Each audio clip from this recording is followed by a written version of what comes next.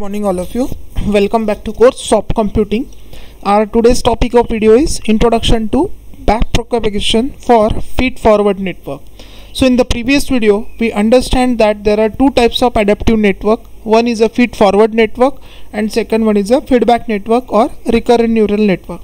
So we have observed that in the feed-forward network the problem is that there is no mechanism of a feedback. So the learning of model is not that much, okay, because feedback is very important.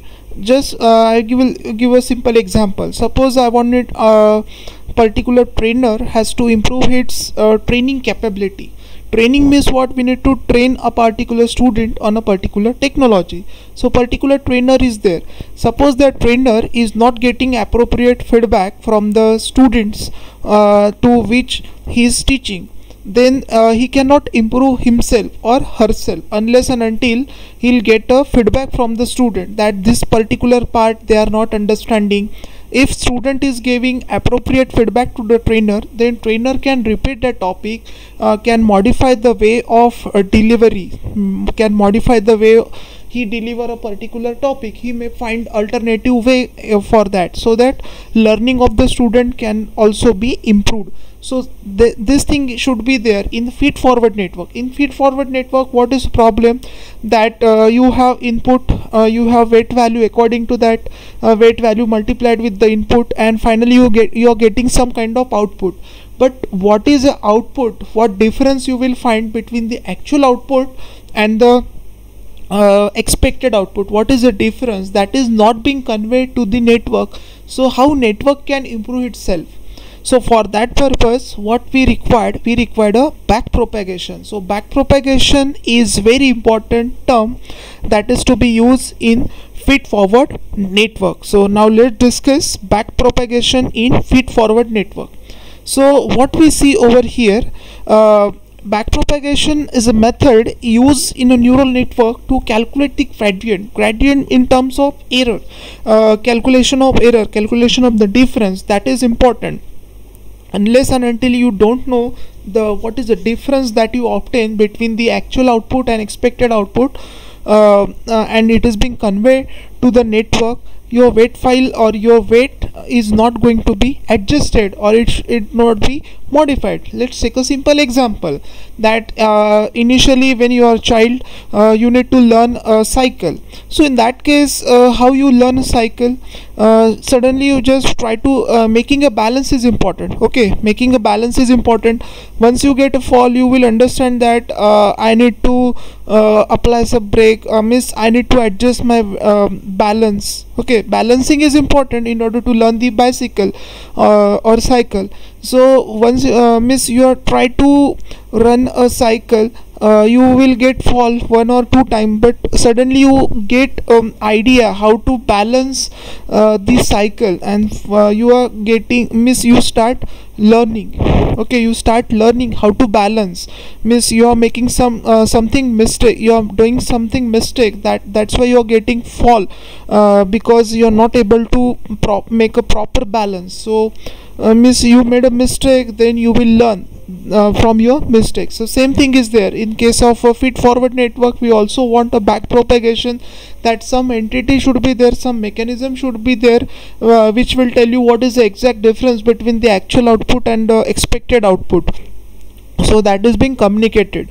So it involves going backward through your neural network to find the partial derivative of the error, and with respect to weight, which enable you to subtract the value from the weight, because the main intention is that we need to adjust the value of weight. That is important. No matter in this case kind of network you are using optimizer to optimize the value of a weight, because it's all about the what are the values of a weight.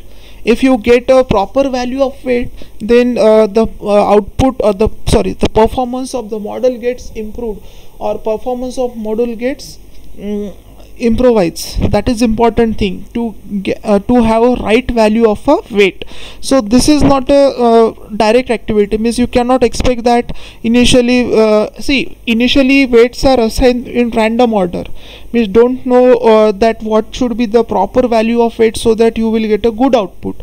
So for that purpose initially you are taking the random weights, then it is being propagated at the last. You will find what kind of difference you got, then you get there you calculate the partial derivative of that error with respect to it, and then weight is being modified. So back propagation is a shorthand for backward propagation of error. Means error is computed at the output and distributed back to the hidden layer and towards the input layer, so that you can adjust the weight. So let's discuss all this complete process in detail with the help of steps. Okay, so here this is a simple diagram which tells you the back propagation, how back propagation can be there in the feed forward network, how it is being implemented. So step 1, random initialization. As I told you, weight will represent the what we can say, the weight will represent the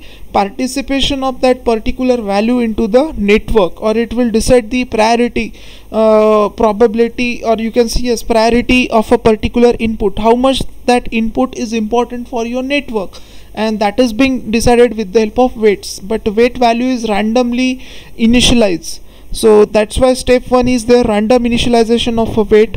Then that value is propagated in the network. Then in step 2, feed forward network is there. In the feed forward network, we have seen that your data is moving only in a forward direction. Then you get actual output, because data is passed from input layer to hidden layer, then from hidden layer to the output layer. So at the output layer you got actual output. Then in this case there is a loss function. As I told you earlier, that loss function is used to calculate the difference between actual output and expected output. So here desired output already being known to you, what is a desired output. So loss function will help you to calculate the difference between desired output and expected output. Then calculate the derivative of the error. Once you calculate this, you need to take a derivative. We have seen we are taking the partial derivative of error. Then gradient for last layer. Then that particular difference is being back propagated.